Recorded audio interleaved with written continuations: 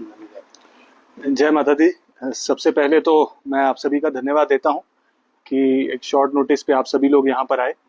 और मकसद यही रहता है क्योंकि आने वाली चैत्र नवरात्रि के उपलक्ष्य में मैं चाहता था कि बोर्ड की तरफ से कई सारे जो इनिशिएटिव्स लिए जा रहे हैं यात्रियों के लिए और बहुत सारी इंपॉर्टेंट जानकारी जो हम चाहते हैं कि यात्रियों तक पहुंचे तो आपके जरिए पहुंचाई जाए, जैसा कि हमारी प्रथा चली आ रही है। और जैसा हम देख भी रहे हैं कि पिछले 10-15 दिनों से यात्री संख्या में काफ़ी इजाफा हुआ है, काफ़ी बढ़ोतरी हुई है। और तकरीबन 40,000 के आसपास की संख्या में यात्रा तकरीबन रोज माँ वैष्णो देवी के दर्शनों के लिए जा रही है। और वीकेंड्स पे ये नंबर और भी ज़्यादा रहता है और बड़ी अच्छी बात है कटरा के लिए, हम सभी के लिए। और हमें ये उम्मीद है कि ये जो बढ़ता हुआ ट्रेंड है ये आगे आने वाली नवरात्रि में और बढ़ेगा और संख्या में और वृद्धि होगी।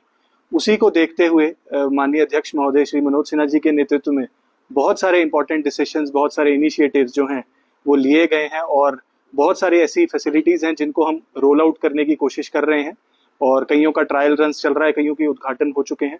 मकसद यही है कि आने वाले नवरात्रि में जितने भी श्रद्धालु दर्शन के लिए आ रहे हैं उन सबकी जो यात्रा है वो सरल हो, सुगम हो और यादगार बने। तो सबसे पहले तो मैं बात करूंगा हमारे पारंपरिक यात्रा मार्ग की, क्योंकि जो हमारी 95% से ज़्यादा लोग हैं वो पारंपरिक यात्रा मार्ग से ही यात्रा सफ़र जो है अपना शुरू करते हैं, प्रारंभ करते हैं। और उसके ऊपर बोर्ड का एक खास फोकस रहा है और पिछले 6 महीने से बहुत सारे अधिक इनिशिएटिव्स जो हैं पारंपरिक यात्रा मार्ग की डेवलपमेंट के लिए, विकास के लिए, इंफ्रास्ट्रक्चर अपग्रेडेशन के लिए लिए जा रहे हैं।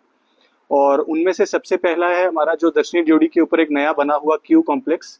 तो एक 2 मंजिली इमारत है तकरीबन 10,000 स्क्वायर फीट में, जिसका जो मेन जो मकसद है, मेन उद्देश्य वो यही है कि जो लोग कतार में लगे रहते हैं जब भीड़ के दिन होते हैं, क्योंकि वहाँ फ्रिस्किंग और सिक्योरिटी चेक हमारा फर्स्ट पॉइंट है वो। और वहाँ पर जो कतारें पहले खुले में लगती थी और बहुत गर्मी में, बारिश के दिनों में यात्रियों को असुविधा होती थी, उनकी कन्वीनियंस के लिए ये वेटिंग एरिया तैयार किया गया है, जहाँ पर तकरीबन 1500 से 2000 यात्री किसी भी समय प्रतीक्षा कर सकते हैं। तो हम कह सकते हैं कि एक ऑल वेदर कंफर्ट जोन जो यात्रियों के लिए क्रिएट किया गया है जब वो यात्रा अपनी प्रारंभ करें। उसी से अगर हम थोड़ी देर आगे बढ़ते हैं तो शुभ्रा भवन का निर्माण कार्य पूरा किया गया है, वो भी नवरात्रि में यात्रियों के लिए उपलब्ध होगा। वहाँ पर भी रेस्ट एरियाज की फैसिलिटी है, वाटर एटीएम्स की फैसिलिटी है, मदर्स रूम और छोटा सा एक चाय का लंगर है, ताकि एक जो है स्वागत जो है बोर्ड की तरफ से यात्रियों का किया जा रहा है पारंपरिक यात्रा मार्ग पर। उसके अलावा ड्रेनेज एरिया की इम्प्रूवमेंट, स्ट्रीट लाइटिंग की इम्प्रूवमेंट, बहुत सारी ऐसी चीज़ों के ऊपर इस बार हमने विशेष ध्यान रख के और बहुत सारे स्थानीय स्टेक होल्डर्स के फीडबैक को ध्यान में रखते हुए इसके ऊपर कदम उठाए हैं, ताकि जो यात्रा सफ़र है उनका और बेहतर हो और सुगम हो। बाणगंगा से हम आगे बढ़ते हैं तो अर्धकुंवारी में भी होल्डिंग एरिया की काफ़ी दिक्कत यात्रियों को रहती थी, खास करके वो लोग जो गर्भजून आरती के लिए, गर्भजून में दर्शन के लिए काफ़ी लंबे समय तक प्रतीक्षा करते हैं, क्योंकि वहाँ पर कैपेसिटी कंस्ट्रेंट्स हैं हमारे। और उसके लिए एक रेस्ट एरिया जो है हमारा अर्धकुंवारी में अभी हाल ही में हमें कंप्लीट किया है और माननीय अध्यक्ष महोदय ने उसका उद्घाटन हाल ही में किया है। उसका भी मकसद ऐसा ही है, जैसा मैंने दर्शनी ड्योढ़ी में बताया, कि तकरीबन 1500 जो यात्री हैं किसी भी समय हर वेदर में वहाँ पर प्रतीक्षा कर सकते हैं, विश्राम कर सकते हैं वहाँ पर। उसके साथ साथ ही रिफ्रेशमेंट पॉइंट, प्रसाद काउंटर, डोनेशन काउंटर, लाइव आरती, इन सभी जो सुविधाओं का आनंद जो है यात्री हमारे अर्धकुंवारी क्षेत्र में ले सकते हैं। उसके अलावा अर्धकुंवारी में ही हमारा एक पुराना भोजनालय है, इंद्रप्रस्थ के नाम से हम उसको जानते हैं, जब ऑल्टरनेट ट्रैक की तरफ हम बढ़ते हैं। उसकी भी कैपेसिटी ऑगमेंटेशन हमने इस बार की है।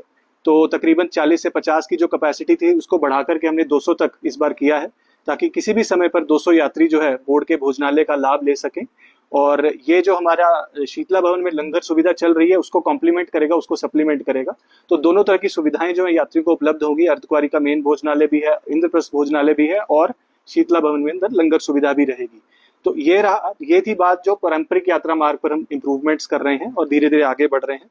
उसके अलावा जो हमारी लंगर सेवाएं हैं, जो हमने हाल ही में 3 लंगर सेवाएं नई ऐड की हैं। पहले हम ताराकोट और सांची छत में लंगर सेवा चलती थी और बोर्ड के निर्देश में पिछले 1-1.5 साल में हमने भैरों में और अर्धकुंवारी में और अब बाणगंगा में एक चाय का लंगर, तो ऐसे 3 लंगर सेवाओं के अंदर वृद्धि की गई है।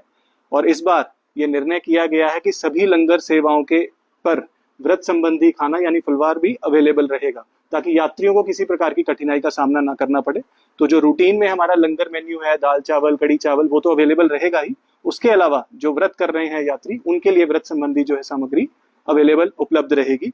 और ये लंगरों का जो टाइमिंग्स पहले से चले आ रहे हैं, तो सुबह 7 बजे से लेकर रात को 12 बजे तक वही टाइमिंग्स कंटिन्यूड रहेंगे, ताकि ज़्यादा से ज़्यादा यात्रियों को इसका लाभ मिल सके। पिछले कुछ समय में बोर्ड के द्वारा सीनियर सिटीजन्स और दिव्यांग पिलग्रिम्स के लिए काफी सारे इनिशिएटिव्स लिए गए हैं, जिसके अंदर हेली सर्विसेज के अंदर एक डेडिकेटेड कोटा रखा गया था। इसी तरीके से बैटरी कार सर्विसेज में भी डेडिकेटेड कोटा है। चाहे आप हमारी वेबसाइट के जरिए बुक कराना चाहें, चाहे आप वॉक इन काउंटर्स के जरिए बुक कराना चाहें, उसी चीज को थोड़ा सा और आगे बढ़ाते हुए इस बार ये फैसला लिया गया है कि इस नवरात्रि से शुरू होते ही सभी दिव्यांग पिलग्रिम्स के लिए जो है गर्भजून आरती और अटका आरती के अंदर स्लॉट्स फ्री रखे जाएंगे, ताकि दिव्यांग श्रद्धालुओं के लिए और एक्सेसिबल और इंक्लूसिव श्राइन बनने की ओर हम बढ़ रहे हैं। उसके लिए जो हमारी वॉक इन काउंटर्स पर टीम्स हैं और हमारा E&R सेक्शन है, उसके अंदर एक हेल्प डेस्क रहेगा जो यात्रियों को इस चीज के अंदर मदद करेगा। और वही जो UDID कार्ड्स, जो हमारा बेसिक आइडेंटिफिकेशन प्रूफ है, उसके बेसिस के ऊपर ये जो सुविधा है हमारी जो टीम्स हैं भवन की और अर्धकुंवारी की, हमारे दिव्यांग श्रद्धालुओं को उपलब्ध कराएंगी इस नवरात्रि से। उसके बाद फोन के काफी जो टेलीकॉम नेटवर्क और कनेक्टिविटी की वजह से और बहुत सारी जगहों पर लोगों के प्रीपेड सिम होने की वजह से लोगों को फोन नेटवर्क में काफी दिक्कत का सामना करना पड़ता था। उसके मद्देनजर हमने पिछले 6 महीने में तकरीबन 8 न्यू टेलीकॉम टावर्स जो हैं वो इंस्टॉल किए हैं कटरा से लेकर भवन तक, ताकि जो शैडो एरियाज हैं उनको कम से कम किया जा सके और अधिकतर एरिया में लोगों के पास नेटवर्क कनेक्टिविटी रहे और उनको किसी प्रकार की कठिनाई ना हो। फिलहाल फिर भी कई सारे लोग जिनके पास अभी भी प्रीपेड सिम्स रहते हैं और शायद वो कनेक्ट नहीं कर पाते हैं अपने परिजनों के साथ, उसके लिए बोर्ड के द्वारा इस बार फ्री PCO फैसिलिटी इंट्रोड्यूस की जा रही है, जो कि अर्धकुंवारी, सांझी छत और भवन 3 जगह पे इस नवरात्रि से शुरू होकर लगातार उपलब्ध रहेगी। अगर कोई भी व्यक्ति कहीं से भी कांटेक्ट करना चाहे तो इस फ्री सर्विस के जरिए